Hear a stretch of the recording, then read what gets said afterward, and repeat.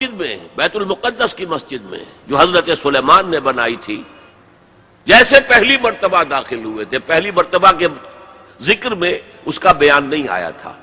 یہ قرآن مجید کا اسلوب ہے کہ مقابل کی چیزوں کو حذف کر دیا جاتا ہے تاکہ اختصار سے کام لیا جائے۔ وَلِيَدْخُلُوا الْمَسْجِدَ كَمَا دَخَلُوهُ أَوَّلَ مَرَّةٍ، پہلی مرتبہ جیسے وہ داخل ہوئے تھے۔ لِيُتَبِّرُوا مَا عَلَوْا تَتْبِيرًا، اور جس چیز پر بھی انہیں اختیار حاصل ہو جائے اسے برباد کر کے رکھ دیں، تباہ کر دیں۔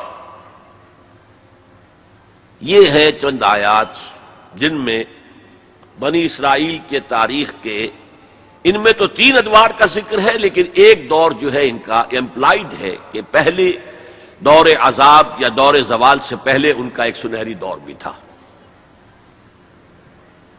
اب ذرا میں چاہتا ہوں کہ بنی اسرائیل کی تاریخ کا ایک خاکہ ذہن میں جما لیں۔ 1400 قبل مسیح میں حضرت موسیٰ کو تورات ملی، تو 1400 قبل مسیح سے بنی اسرائیل ایک امت کی حیثیت سے ان کی تاریخ شروع ہوئی۔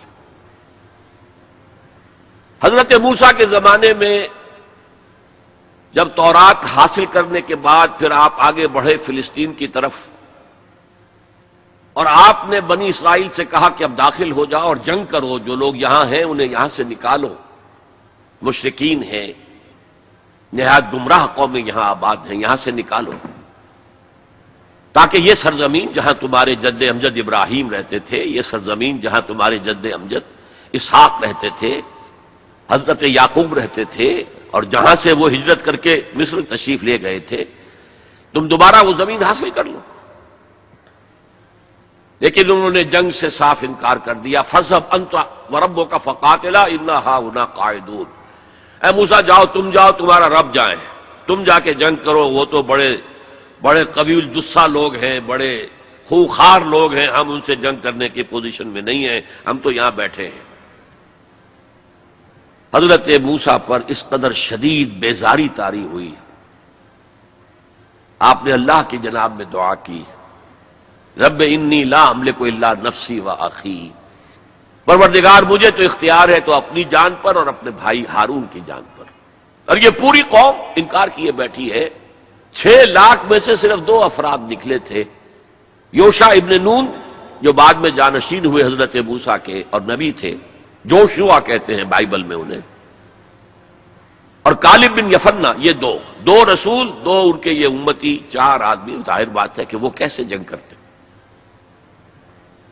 تو حضرت موسیٰ کی دعا تھی کہ رب انی لا املک نفسی الا نفسی واخی فافرق بیننا و بین القوم الفاسقین، تو اے اللہ اب ہمارے اور ان فاسقوں کے درمیان علیحدگی کر دے، میں اب ان کے ساتھ نہیں رہنا چاہتا، ان ناہنجاروں کے ساتھ نہیں رہنا چاہتا۔ اللہ نے فرمایا نہیں موسیٰ، رہنا تو ہوگا تمہیں انہی کے ساتھ، البتہ انہیں ہم یہ سزا دے رہے ہیں کہ 40 برس تک یہ ارض مقدس اب ان پر حرام ہو گئی، اسی صحرائے سینا میں بھٹکتے پھریں گے، یتیہون فی الارض، اسی سے اس سینا کے صحرا کو صحرائے تیہ کہا جاتا ہے، یتیہون فی الارض۔ اسی 40 سال کے دوران میں حضرت موسیٰ کا انتقال ہو گیا، حضرت ہارون کا انتقال ہو گیا، بلکہ یوں سمجھیے کہ تقریباً پوری نسل جو مصر سے نکل کر آئی تھی وہ فوت ہو گئی۔ اب ایک نئی نسل پیدا ہوئی صحرا میں، جو غلامی کا داغ اٹھائے ہوئے نہیں تھی، صحرا کی وسعتوں میں پیدا ہوئے۔ جیسے کہ اقبال کہتا ہے، فطرت کے مقاصد کی کرتا ہے نگہبانی، یا بندے صحرائی یا مرد کوہستانی۔ شہری لوگوں کے اندر تو طرح طرح کی کمزوریاں آ جاتی ہیں، اخلاقی اعتبار سے بھی، بڑے بڑے شہر ان کے اندر جو بھی خرابیاں آتی ہیں وہ سب کو معلوم ہے۔ تو فطرت کے مقاصد کی کرتا ہے نگہبانی، یا بندہ صحرائی یا مرد کوہستانی۔ تو صحرا میں جو نسل پیدا ہوئی اب 40 سالوں میں، اور وہ جوان ہو گئی، اس نے پھر جوشوا یعنی حضرت یوشع ابن نون کی سرکردگی میں جہاد کیا، قتال کیا۔